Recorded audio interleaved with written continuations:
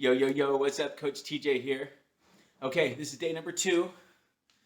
And I can still go down even though I stretched about a half an hour ago. So, why am I coming to you in this position? Because it's going to be day number 2 in a row of running.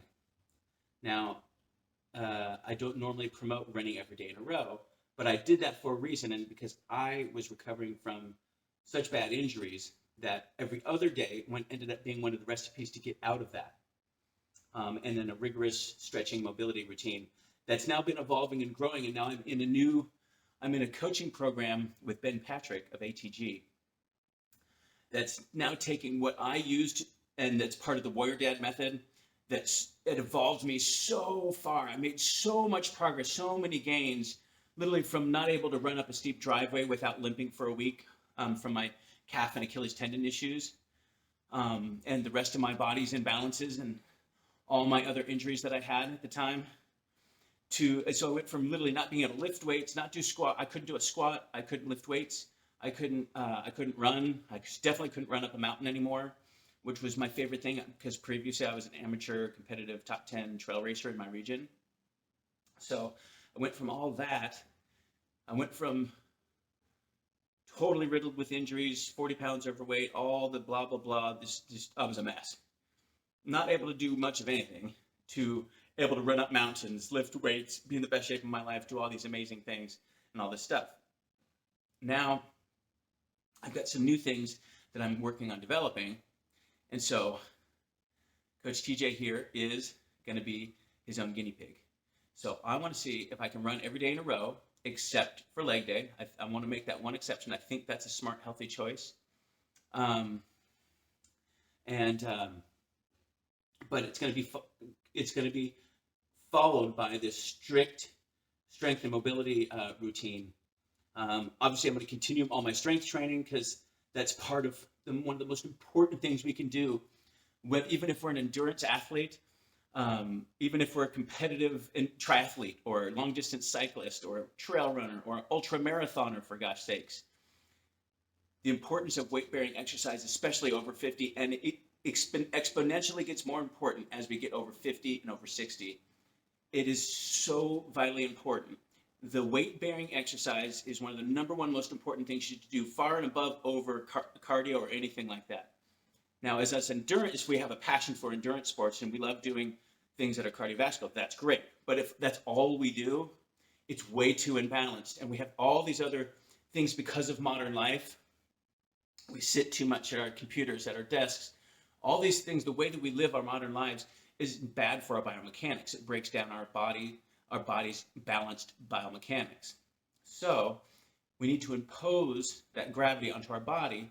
It stimulates muscle growth. It stimulates regeneration of tissue, ligament tissue, tendon tissue. Now they're even finding you can actually stimulate the regrowth of damaged cartilage tissue naturally. So Warrior Dad and I am on the cutting edge all the time of what is next coming up in science. How can we expand the possibility of the human performance, especially for us as men over 40, over 50, over 60, over 70, and so on and so forth. How can we optimize our body and minimize or get rid of arthritis, grow stronger tendons, joints, connective tissues, muscles, skeletal system, our entire system. It's the whole system, not just, I want to get strong to look cool. No, it's how can I get strong and be functional and thrive and optimize my performance as a human being. Now, if I'm a long distance runner, for just as an example, how can I do that optimally? Oh, okay, that's fine. I need to develop my power chain. Okay, let me get a coach that works on power chain. I need to do weight bearing exercise, develop my power chain, work on my biomechanics to create a whole healthy body that does everything well. And is anti-aging. So I want to reverse my biological aging, number one. I want to optimize my whole body for performance and for living and thriving and being able to do things and be active and go pursue the things I want to pursue in life. And then I want to be a great dad and build a legacy that I can be proud of. Build a body, a life, and a legacy I can be proud of. So these are the ways to do that. So this new challenge I'm putting on myself is that I'm imposing upon myself is now to take things to another level. I've kind of started, I've been dabbling with it, and then I got inspired this weekend, and I was watching Hella Sidibe. He's got an incredible story, and I thought, okay, I know he's young and all, so he can get away with doing all this kind of stuff. Probably barely ever stretches, so he's going to need to watch for that when he gets older. Sidibe, Hella, what's up, bro? I hope you're stretching. I don't know you well enough yet, but I love your journey. I love what you're sharing with your story. I love all that stuff. I'm going to start incorporating, because it's been something that's been kind of calling on me. So I'm going to be cutting out a bunch of the extra alcohol that I've been drinking. And for me, it's only because I don't actually process alcohol very well. I have insufficient amount of enzymes to break it down really well. So while the Warrior Dad diet has given me so much flexibility, the Warrior Dad methods overall have given me so much flexibility. You don't have to be on you don't have to count calories. You don't have to be on some very extremely restrictive diet that cuts out entire food groups. But I'm not going to dive into all that. But it's about optimizing and thriving and being able to be flexible. Well, it gives you so much flexibility. I've been taking it for granted. My goal was to see initially, how long can I sort of break my normal protocol and kind of eat whatever I want and go out for happy hours and do this and that. And I was able to do that with basic impunity for over 18 months. Now I think I'm sneaking up on, I'm over 24 months now, but it's been catching up to me, only for me, because I don't process sugar and alcohol very well, because I'm in the diabetic spectrum. I'm in a weird hybrid zone where I'm at 1.5. So, and cocktails sort of add towards the sugar side, and I don't break it down enough. Even if I just have a couple cocktails a night or a glass of wine, but it varies. Sometimes it's a couple gin and tonics. Sometimes it's a glass of wine with dinner or two, or it's a beer or two after a long run. And I'll have a beer right after the long run and have a beer with dinner or stuff like that. But next thing you know, it's been 6 days in a row that I've been doing that instead of just on the weekends. And so my body's been accumulating this inflammation. My asthma's been getting worse.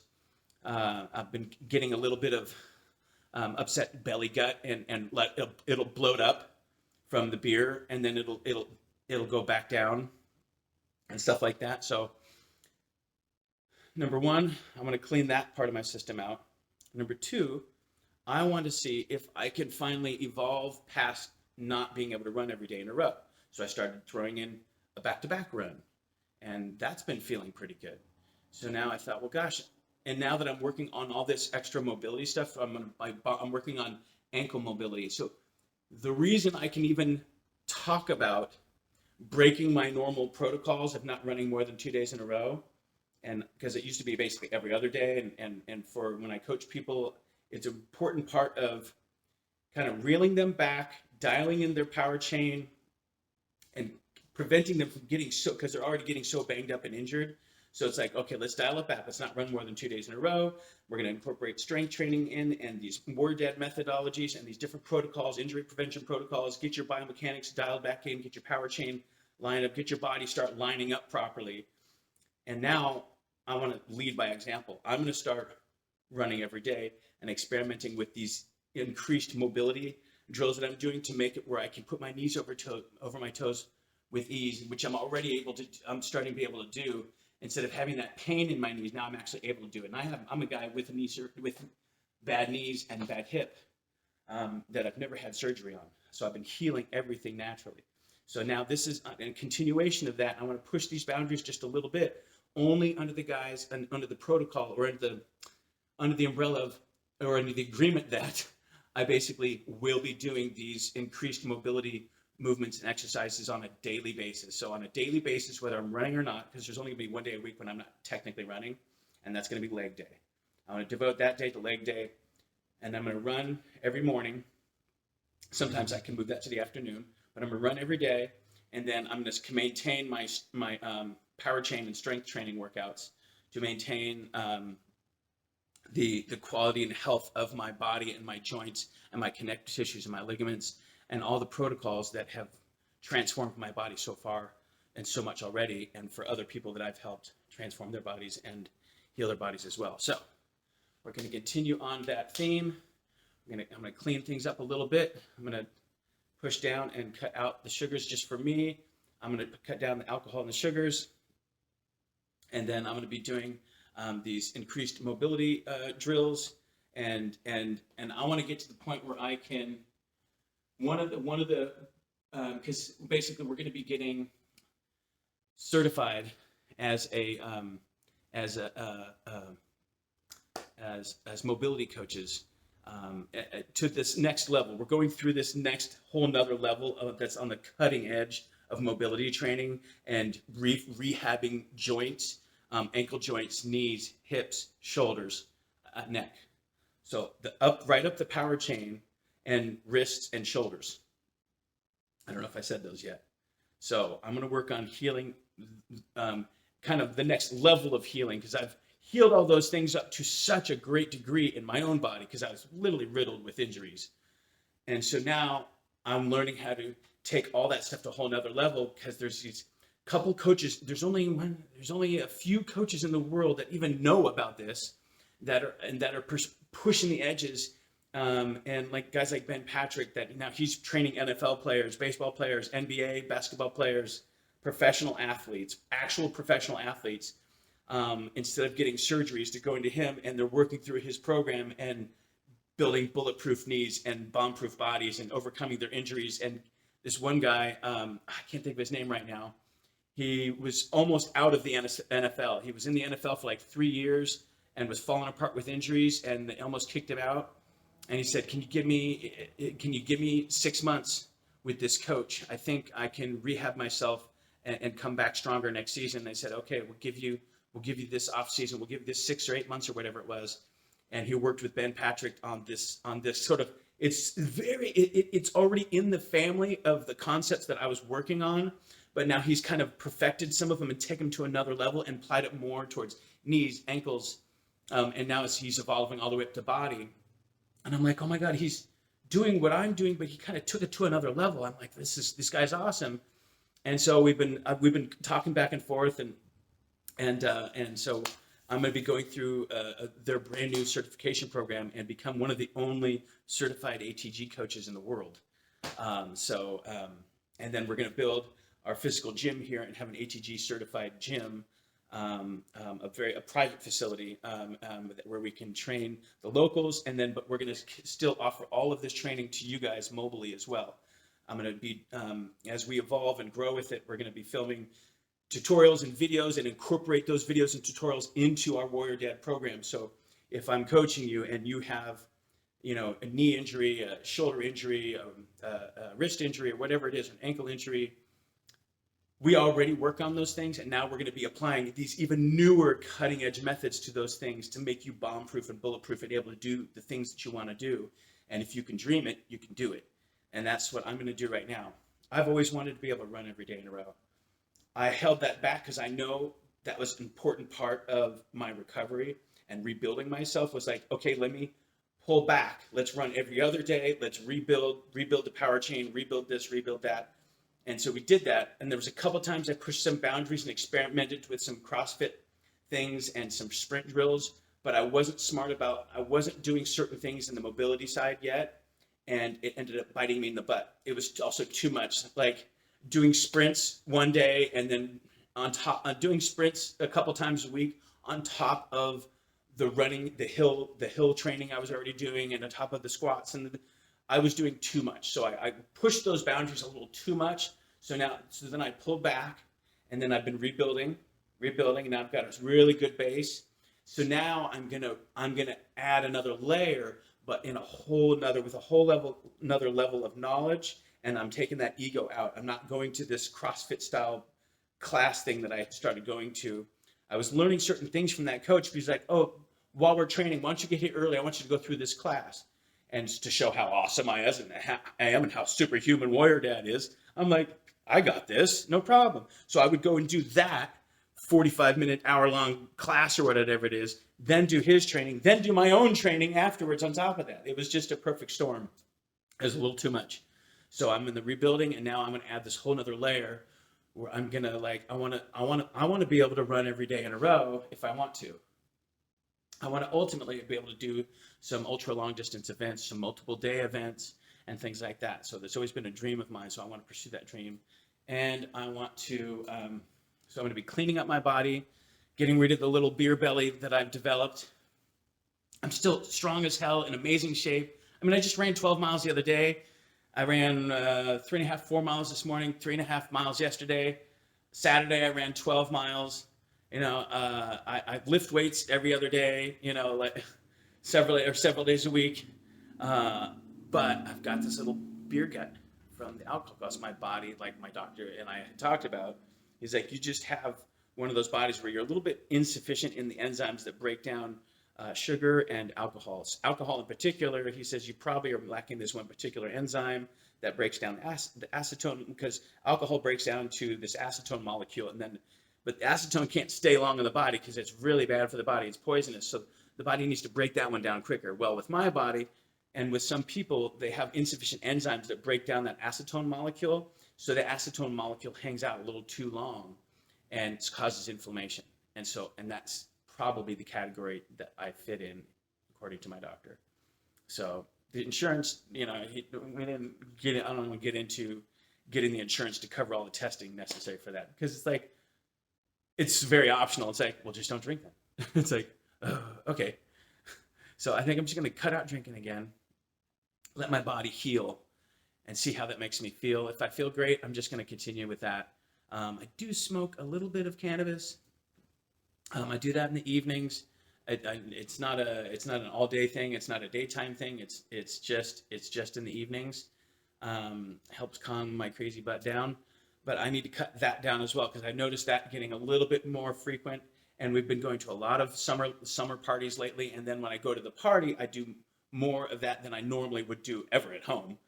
I just do very little at home, but then I go to some party and I do a bunch of that, and then my asthma gets the next day. I'm like, and I'm taking inhalers while I'm going on my run. It's like, okay, enough. I want to cut out the inflammation out of my body. So I'm calling myself on the carpet right now. War Dad has given me so many freedoms. It's easy to get, wow, this is amazing. So now I've gotten a little bit carried away. It's like, okay, reel it back in, Tej. Reel it back in, buddy. You can do it. You can do it. So I'm reeling it back in. I'm going to cut out that inflammation, go back to not drinking.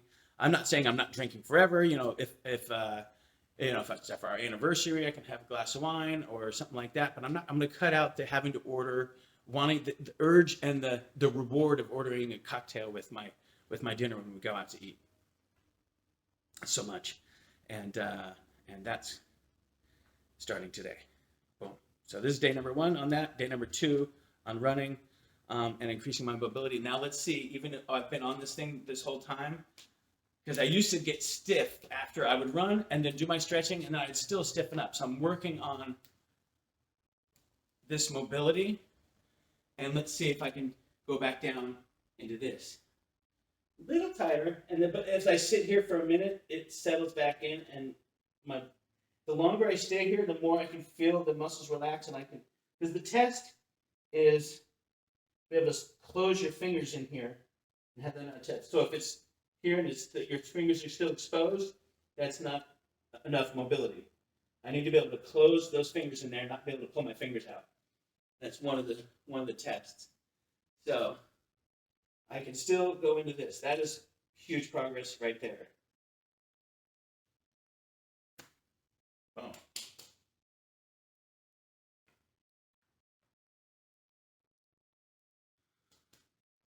So, welcome to Warrior Dad Nation.